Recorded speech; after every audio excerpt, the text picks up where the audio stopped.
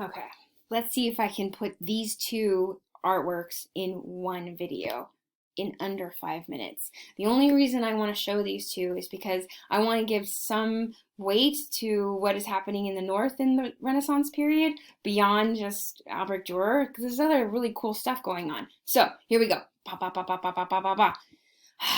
This is Quentin Macy's, and this is referred to as the money changer and his wife. And it's really just explaining what we're looking at. We see a man and a woman, husband and wife, and they're in their workshop or their, I guess, office.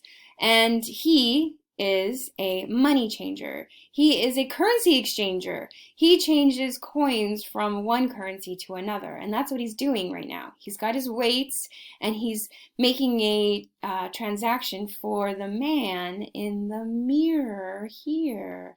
Here's his customer. He's sitting out and he's looking out the window that we can't see, but the light is coming through. Oh, how clever. If we look back here, we also see the light from that same window. Oh, look at the amazing amount of detail. This is characteristic of the Northern European Renaissance artists. They do amazing and intense details. Your eye can just travel through all of this. Here we see a back door's been opened to maybe a side alley where two people look like they're gossiping back there. Our wife, she's wearing this very beautiful dress. We know about sumptuary laws, and she has fur, and she has fur here, and she's got this elaborate pleating, and she's got this gold brocade. Oh, look at that silk damask black sleeve. So she's wearing some really expensive, gorgeous clothes. He also fur, fur. Okay, so we got a very wealthy businessman and his wife. Now she's sitting next to him while he's doing his transaction, and she's leafing through this prayer book. It's a book of prayers that you would be contemplating based on the day or the season, and each would be accompanied by some kind of an illustration. If you were wealthy enough to afford this.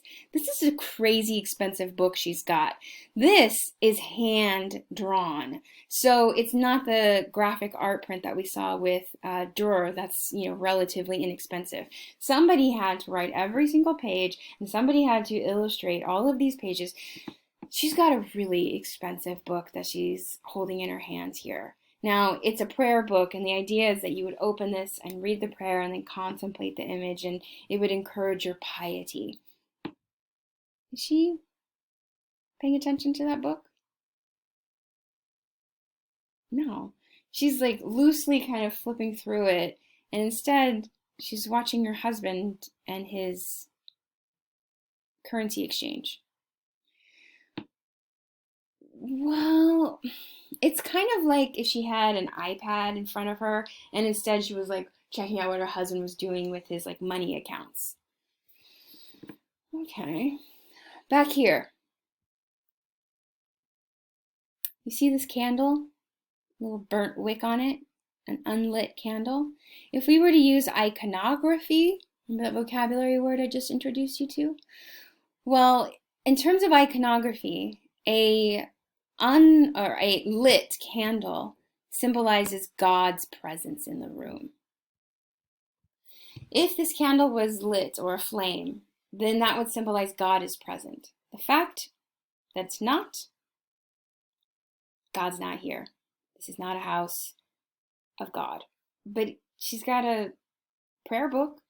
All right. So what do you think this is criticizing? If I were in class, I'd ask you, what do you think is the artist trying to tell us? Or tell her? Or show us? Yes, exactly. The idea here is that while she has this expensive prayer book and she's like, oh my gosh, I spent all this money on my prayer book. I'm so faithful. I'm so pious. She doesn't really care about it. She's looking at money, money, baby, materials. That God is not present in the space. Instead, it's all about wealth and intrigue. Oh, look at this. Back here, it's an orange. Oranges do not grow in Northern Europe. That's a crazy expensive import fruit. It's exotic. They're grown in Southern Europe. So the fact they have this orange, super wealthy, and they seem to be stuck on wealth, distracted by wealth, rather than focusing on their eternal prosperity. They're focusing on the material world at large. This type of message we can call a didactic message. That's your vocabulary term. So didactic meaning to teach or instruct.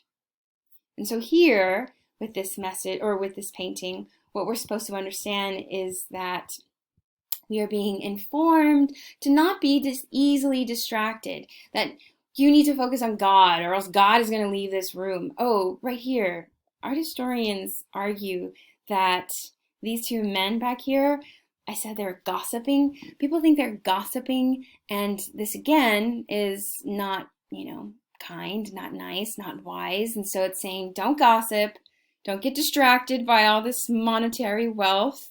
Instead, you need to focus on your eternal soul, your eternal prosperity. It's pretty fantastic. I love the details. So I include this because I want you to be aware that there's more than just Albrecht Dürer in Northern Europe. Also, characteristic of Northern Europe is intense detail. And I want to inform you of this idea of teaching through painting, because we're going to see it happen again and again. Okay, this was a little over 6 minutes. I'm going to stop it here, and I'm going to give you one more of our next artwork.